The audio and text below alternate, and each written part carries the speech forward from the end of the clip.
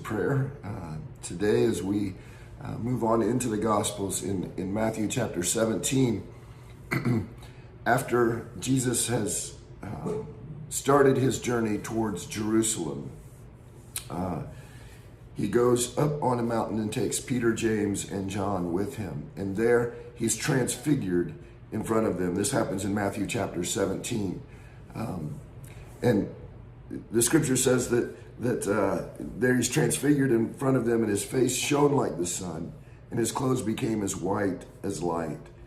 And then there appears with him Moses and Elijah talking with Jesus. Moses, the one who God brought the law to the nation of Israel through, and Elijah, one of the great prophets in the history of Israel that the nation would look back to as such a key figure in turning the faith of Israel back to God in a lot of ways, and speaking for God, sharing God's message with the nation.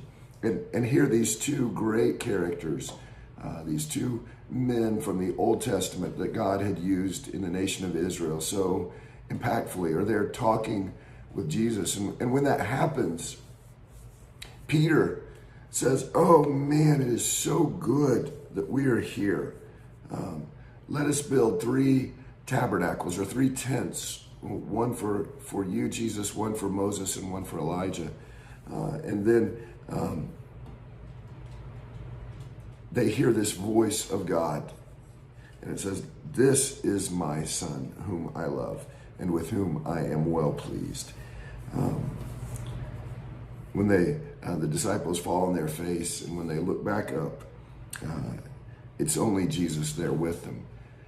One of the things that strikes me is I think if we're not careful in our Christian lives, God uses and works through so many people to deeply impact us, to draw us to him, to teach us how to walk in his ways.